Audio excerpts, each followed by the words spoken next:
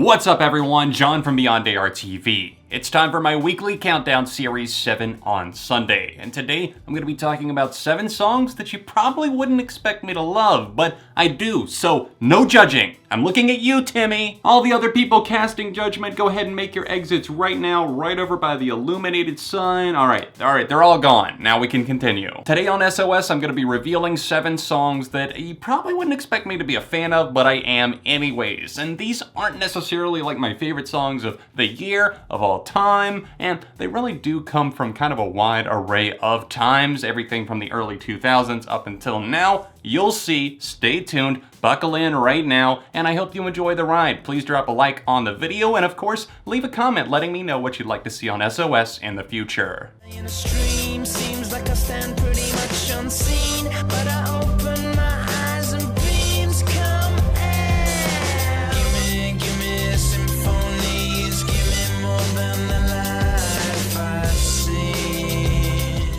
And at number 7 is a song that's unfortunately been forgotten by the mainstream. It briefly got attention thanks to a Kid Cudi remix, and I do actually prefer the remix, but of course, number 7 is Symphonies by Dan Black.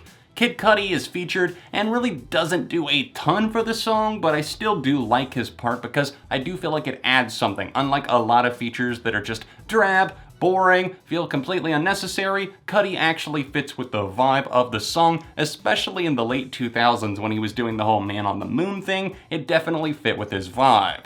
Now, Dan Black kills it on this track, and I love how cinematic and spacey and also hopeful this song feels. Give me symphonies, give me more than the life I see. It always really just brought a light out of me, and I'm not afraid to share that with the rest of the world. It's not something that I've necessarily ever talked about before, or even an artist that I'm that huge on in general, but he smashed it with this one, and if you guys have never heard this, then please check it out now. We are the surefire winners. Oh yeah, big time hitters. We are the surefire winners. Oh yeah, big time hitters. Bringing the sheet and the words out. Believe it or not, I was actually a pretty huge Adam Lambert fan when For Your Entertainment, his debut album, landed after his stint on American Idol. Even though he didn't win the show, he was actually pretty popular, even more popular than some of the winners actually. And this song that I'm going to talk about today at number 6 is titled Surefire Winners. This is a song that just struts, see what I did there, with confidence and just exudes something, and it's basically just a put down saying, anybody that's in my way, I'm gonna roll over you with a red carpet and just keep walking. We are the surefire winners. And Adam Lambert has this almost exotic worldwide reaching voice that hits these towering high notes but also mellows out as well, and he's able to do a lot of different things. It's just kind of a shame to see that his career stalled out. And he hasn't exactly made a name for himself as a solo artist, more so with Queen plus Adam Lambert, and that's fine, and he does a great job with Queen. It's just that he really exuded something big on the debut album, and Surefire Winners, it's a smash. It's a huge song that maybe pulsates with a little bit too much synthesizer tone, and maybe it's a little bit too confident and cocky, too poppy, whatever. I love it still. Even the best fall down sometime. Even the wrong words seem to rhyme. Out of the doubt that fills my mind. With how hard of a time I often give the white guy with acoustic guitar syndrome, you'd probably expect me to hate a song like this. But you know what? For whatever reason, I don't. I think I heard this used initially in a TV or movie soundtrack, and it's something that's stuck with me since my childhood years. Maybe I'm nostalgically attached to it, and that's why I can't remove myself from the situation and see a horrible song, but I honestly don't think that's the case at all. I think a lot of people do love this one, and Howie Day isn't exactly a household name, but he did have a huge hit with Collide. Now, this song is not landing all the way at the top because I might have mentioned it before, and maybe some of you would expect me to like it, but honestly, this is something that I probably, if it was released in 2018, might not gravitate towards. I would say wouldn't, but I don't know, I might, you never know. It's just so sweet and innocent, like a guy saying, you know, you fall down sometimes, I'll be that shoulder if you need me to. I'll be that friend. I'll be what you need me to be until we collide, until we come together in this moment of love or friendship or whatever it might be. I enjoy it for what it is. Whatever it takes, 'cause I love the adrenaline.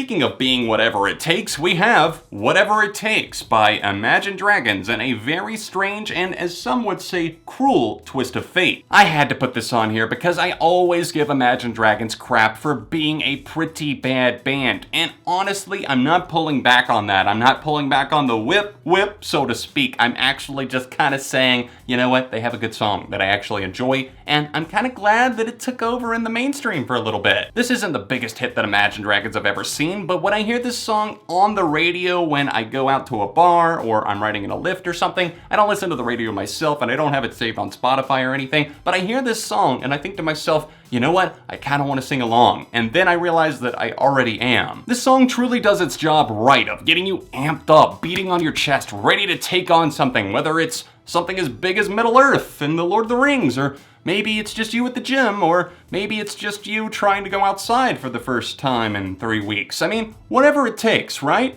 The song's kind of gotten some derision from critics, and I get it. It's not exactly something that would appeal to everybody, but I have to stand up and at least throw a hat in the ring saying, this isn't awful. This is okay, guys. Maybe we back off of them and understand that they could do something a little bit better. I mean, Natural was kind of a step in a better direction. I don't hate that one, and Whatever It Takes is actually pretty damn good, so who knows? Maybe they'll bounce back from Evolve after all. I still see your shadows in my room.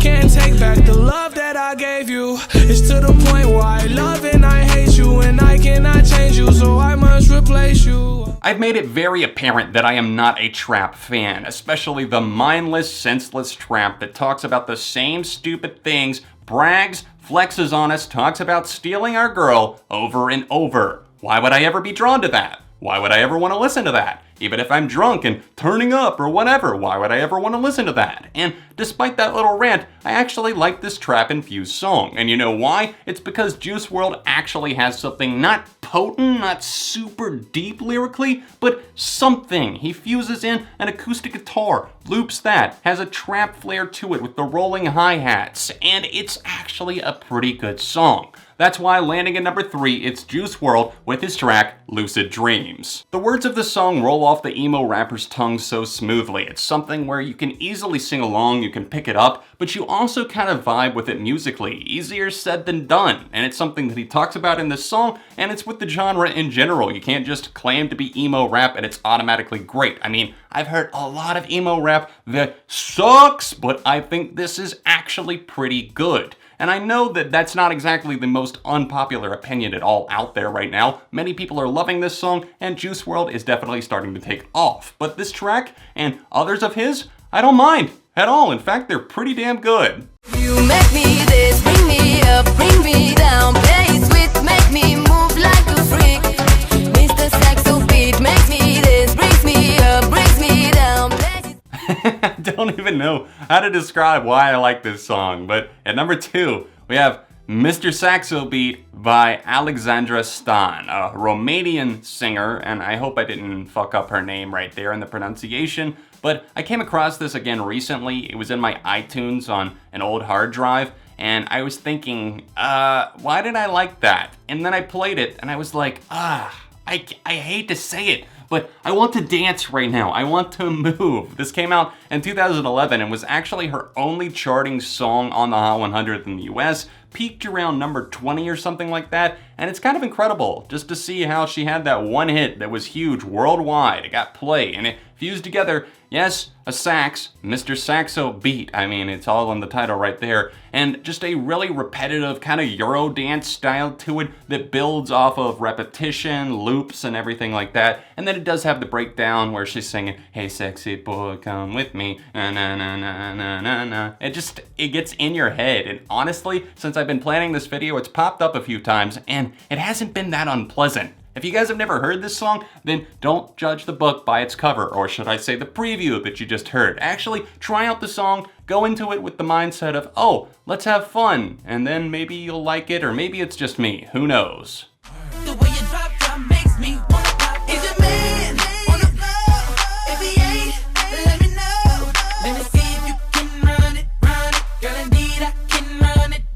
I want to start off by saying that I hate Chris Brown as a person. I do not like him. He's detestable. He's done so many detestable things that I do not agree with, but I also cannot deny that I like this song, Run It by Chris Brown. Now, a fun fact for you, this was actually the #1 song on my 13th birthday back in 2005. And that's an odd fact, but one that I actually tweeted out not that long ago. And I think that I probably was maybe a little bit too hard, like kind of joking, like, oh, who would want that as their #1 song, right? And I'm over here like sweat face emoji, like, haha, I'm the one who likes it. Honestly, I really don't like most of Chris Brown's songs, whether it be his cheesy era with songs like Forever or the newer stuff, which is just downright detestable, Heartache or Heartbreak on a Full Moon. I tried listening to some of that and oh my god, that was pretty much torture. But back in the day, his first album in particular, a couple of songs on his second, there were some okay jams, and this was one of them. He came out singing, swinging, and dancing, the young Michael Jackson, if you will. A lot of people were drawing the comparisons, and yes, he can definitely sing when he's actually trying to.